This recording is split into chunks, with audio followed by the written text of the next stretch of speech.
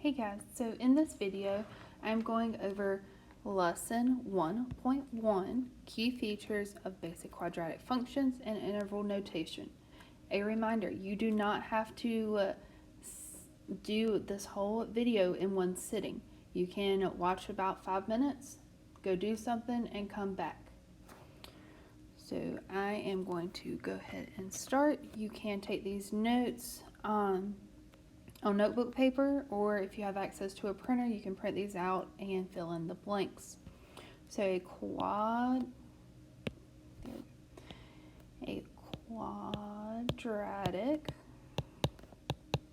or quadratics can be described by the function y equals ax squared plus bx plus c.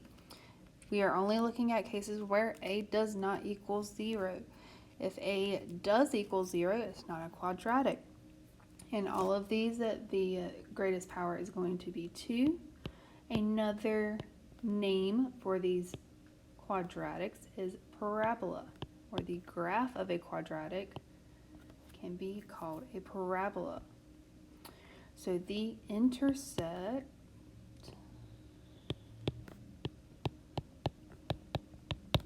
of a graph is the point at which a line intersects the x or y axis.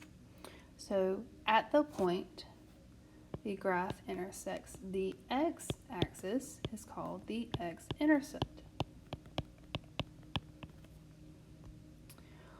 When we are talking about the x-intercept, y is always 0, meaning the order pair for x-intercepts always going to have a 0 in that second position.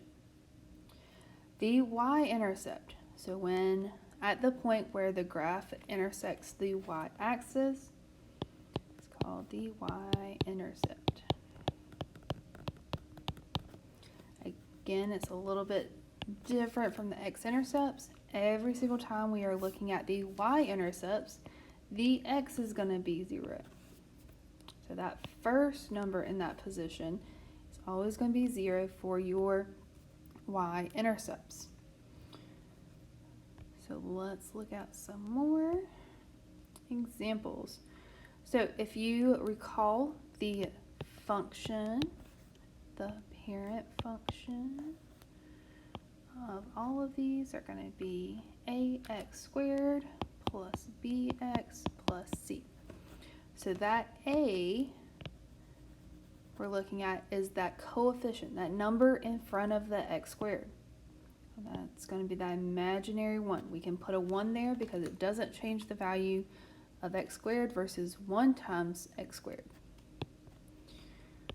The b is the number in front of the x, or the coefficient, and that's -2. And then we've got c by itself without a variable, which is -3. So we are going to have to determine what our x and y intercepts are. Easiest way for me to show this via my iPad that I'm recording from, I'm going to go to Desmos. So I'm going to go to Google. I'm going to type in Desmos. Very first one that shows up is where I'm going to click. And then I am going to click Graphing Calculator. So when I do this, I can type in my function that I was given.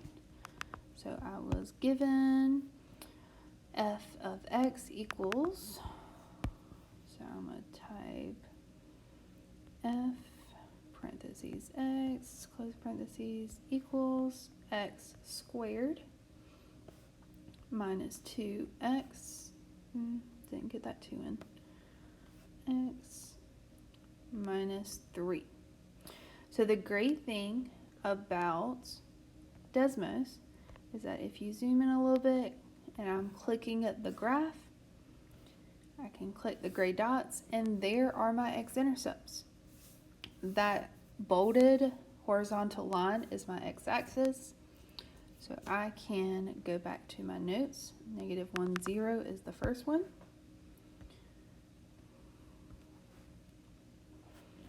-1, 0. is my first x-intercept, and my second one is at 3, 0.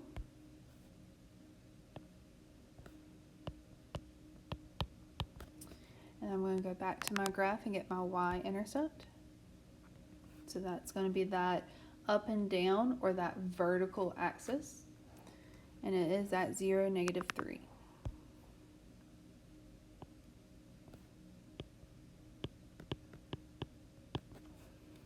So x-intercepts was at -1, 0 and 3, 0. The y-intercept was at 0, -3. So the graph is going to look something similar to this. And no, it does not have to be perfect if you're keeping along with your notes. We'll get into more of how do we get that point perfect, kind of like Desmos has on their graph. So some more key terms. The axis of symmetry,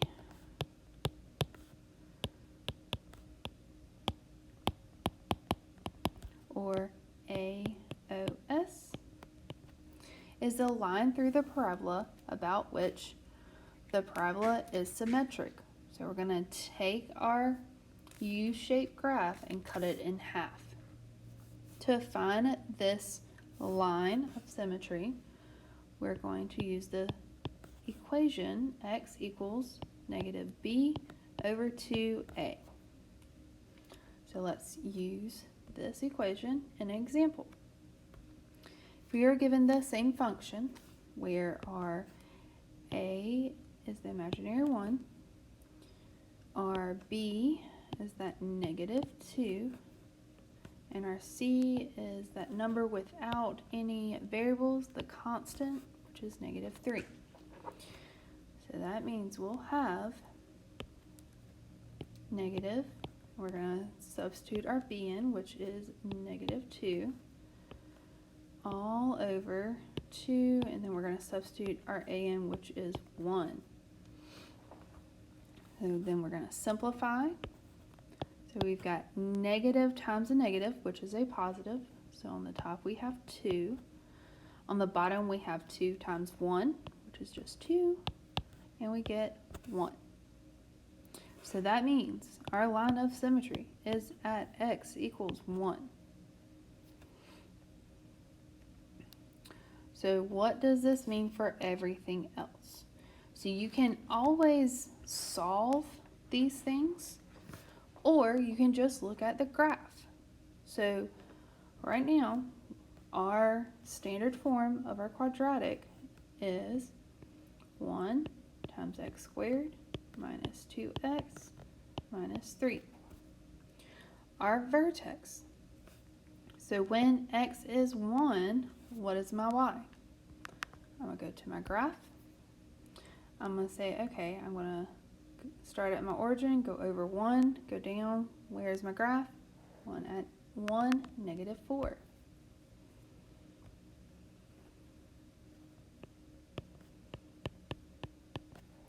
My x-intercepts I already found above.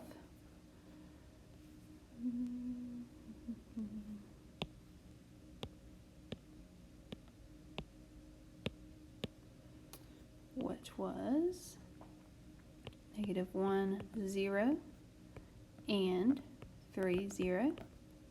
And then my y-intercept was at 0, -3. So now we can clarify what our graph really looks like. So our x-intercepts were at -1, 0, and 3, 0. Our y-intercept was 0, -3. Our vertex, which is going to be the point where the graph changes directions, which is at 1, -4. So this is what our graph looks like.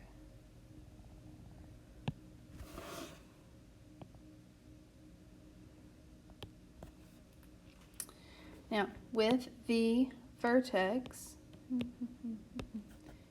being down here at 1, -4, we're going to cut that graph at our line of symmetry, right down the line.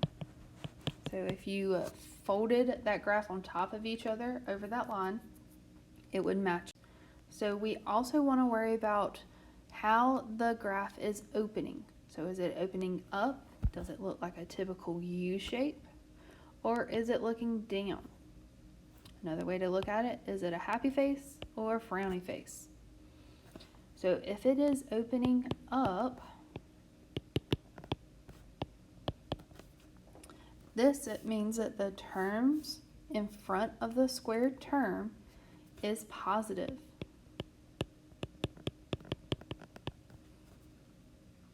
So that means if we had our f of x equals 2x squared, well, it looks like a happy face. It's going up. It looks like a typical U. Now, if it is opening down,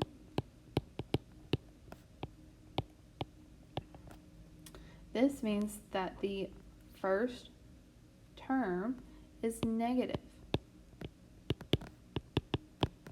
For example, if the number that is attached to the x squared is negative, it will look like this. It's the upside down U, or the frowny face. So let's look at some examples. So in this case, in example 6, our A is our imaginary 1, our B is our -6, and our C is -15. So we're going to substitute our values in. -6 to A. Going to simplify. So we've got +6 over 2. Then we get +3. So our line of symmetry is x equals 3. Now for a standard form, again making sure we know what we are talking about. 1 times x squared plus, subtract 6x minus 15. If we type this into our calculator or into Desmos or into our online calculator that we have downloaded, we will see that our vertex is at 3, -24.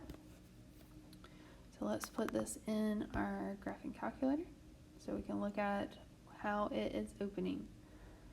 So just to verify, we've got y equals x squared minus, that's not a minus, 6x minus 15. So we can do this, click that bottom point to find our vertex, and we can see that it is opening up.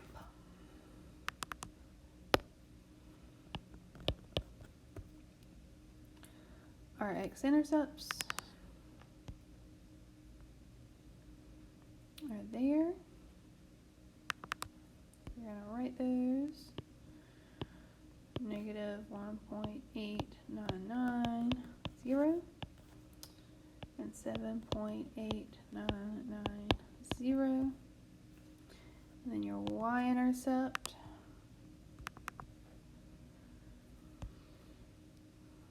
is that last gray dot, which is 0, -15.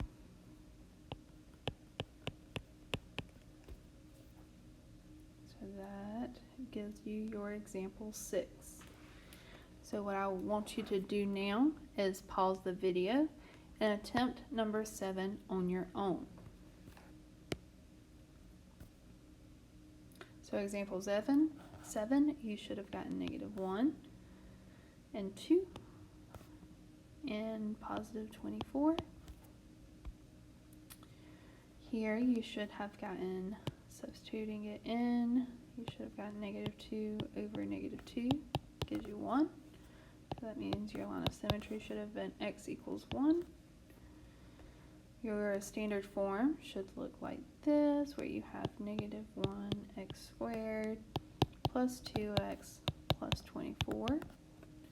And your vertex should have been 125. it is opening down. Again, if you do not want to graph it, that A is negative, so that's why it is opening down. X-intercept negative 4, 0, and 6, 0. Y-intercept 0, 24. There is your example 7. Alright. So lastly, in this lesson, what we need to do is go over interval notation. So in interval notation, we are talking about our inequality signs and what that means when we're creating the actual interval notation part. So some notes real quick. So a review of what the inequalities are. We have greater than or equal to, less than or equal to, and not equal. So if you have to write that down, write that down. If you don't have enough time to write things down, just pause it during the video. So for the interval notation, rewriting inequalities using numbers.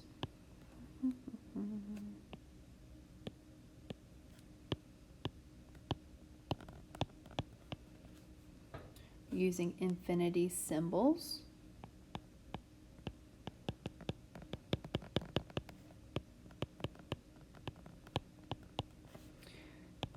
Both positive infinity and negative infinity, and or both with grouping symbols such as brackets, which will look like this, and parentheses.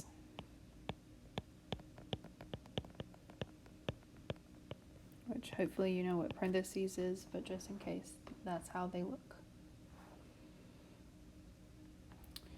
So brackets represent closed dots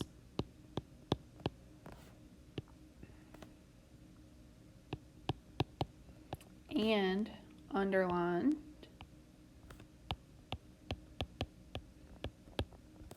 inequalities.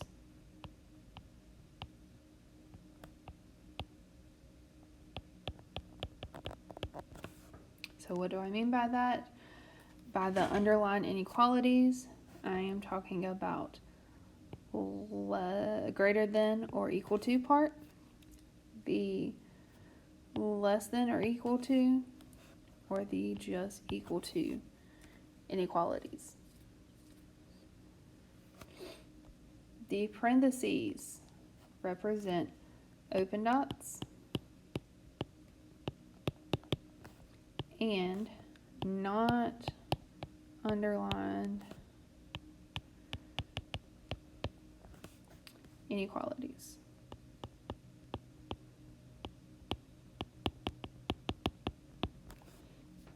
Such as greater than, oh, I ran out of space, so greater than, less than, or not equal to.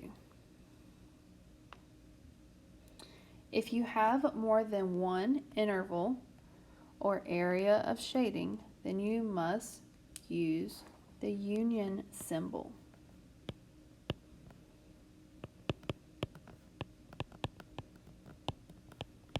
Which looks like this, just a big capital U. So let's look at how this really works. So if we were given the inequality notation of x is greater than 2. So I'm going to skip the interval notation for a second. So can x equal 2? No, but it can get really, really close to it.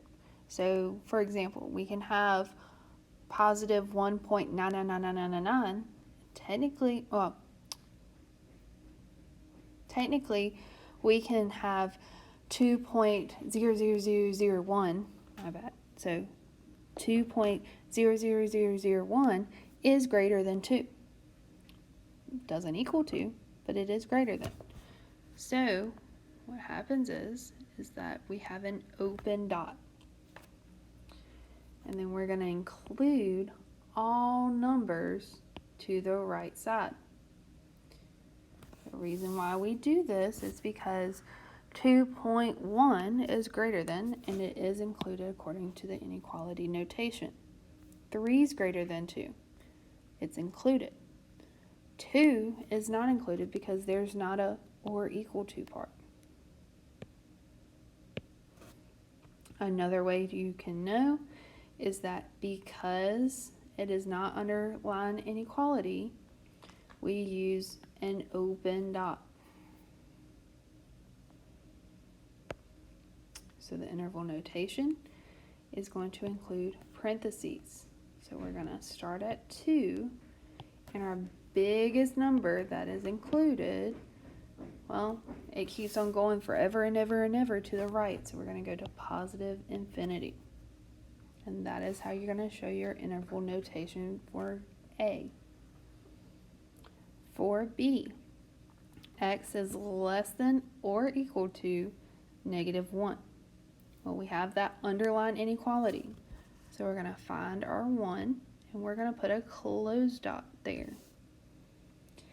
As long as your variable is the first thing in your inequality notation, it points in the direction that you need to shade. So you're going to shade to the left. If you are not sure if your variable is first, you are saying, okay, the shading needs to include all numbers that are less than -1. Well, -2 is less than -1, -3 is less than -1, -4 is less than -1. But we're also going to include -1 because x can be -1 as well.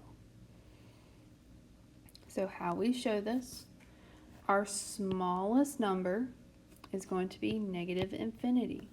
This is because the graph keeps going to the left forever and ever and ever. Then our biggest, or our greatest number is going to be our -1. But it's a little different from that problem A. So our problem A, we had an open circle. So we used a parentheses around our 2. This time we have a closed circle. So we're going to use a bracket. Please know that these are in the notes that we just went over. Closed dot means bracket. Parentheses means open. And then every time you have an infinity, you have to put a parentheses around an infinity. So for C, we are working with x is less than or equal to 0. We're also working with x is greater than -4. So let's do the first one. I'm going to do yellow for the first one. So we're going to do a closed circle. Actually, I'm going to do that above it. Closed circle on 0. And we're going to do everything less than or equal to. So we're going to go this way with it. Then we've got our second one. So at -4, we have an open circle. And x is greater than. So this is asking us, where do these two inequalities overlap? Well, we have an open circle at -4, and we have a closed circle at 0, and we're going to include everything in between because all these numbers in between are in both the yellow and red inequality graph. So how do I show this? Well, my smallest number is at -4. It's an open circle, so I used a parentheses. And my biggest number involved is 0, and it's a closed dots, so I use a bracket. So that is how you're going to write it if there's two inequalities involved. So in this video, I am still going over 1.1 lesson for Math 2. So what does all real numbers really mean in problem D? This means basically any number. Could be whole numbers, could be fractions, could be irrational decimals, so on and so forth. So we are going to include everything from negative infinity all the way to positive infinity, and it's going to keep going both ways. So we're going to show this in interval notation with the parentheses, because you always use parentheses around infinity signs, and positive infinity, because it keeps on going to the right forever. So what does this little IR mean? It is my attempt to make this symbol in Word, because it did not like this symbol. It's kind of like a double R if you want to try to make it. So for E, so we have that all real numbers symbol. So as if we were going to highlight all numbers except -3. So x cannot equal -3. So we're going to have a open circle there. And then all real numbers, all other numbers. So we're going to go for negative infinity as our smallest number, all the way up to -3, and we're not going to include it. So we're going to keep it as a parentheses. And then we're also going to have to do the other side of the graph. So we've got another interval notation from -3 to positive infinity. And we're going to join these two intervals with a union sign. And then lastly, pause the video and attempt this on your own. For this one, you should have gotten your graph looking like this. And your other one. And your interval notation should have been this. Union.